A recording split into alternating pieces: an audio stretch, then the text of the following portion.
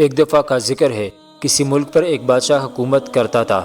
ایک انگریز اس ملک میں آیا اور اس ملک میں تجسس لینا شروع کر دیا اور ملک کے حالات کا جائزہ لیتے ہوئے وہاں کے حکمران کو کہا کہ آپ کی رعایا میں شعور نہیں ہے۔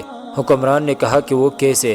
انگریز نے کہا تم اپنی عوام کے ساتھ کچھ بھی کر لو، یہ سوال نہیں اٹھائیں گی۔ اس پر حکمران کو یقین نہ آیا تو اس نے کہا ہر گزرنے والے کے لیے 5 روپے کا ٹیکس لگا دیا جائے۔ تو پھر ایسا ہی ہوا، لیکن عوام میں سے کسی نے یہ سوال نہیں اٹھایا کہ یہ ٹیکس کیوں لگایا گیا۔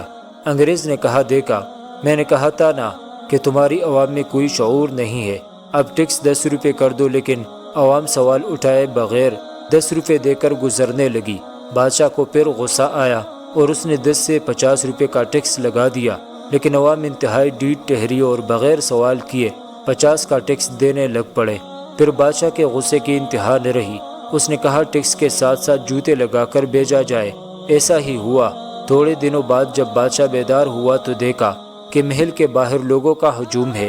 بادشاہ بہت خوش ہوا اور انگریز کو کہا دیکھو میری عوام میں شعور ہے، آج سوال اٹھانے کے لیے پہنچ گئے ہیں، اور اپنا دربار سجا کر لوگوں سے پوچھا کہ کیوں آئے ہو۔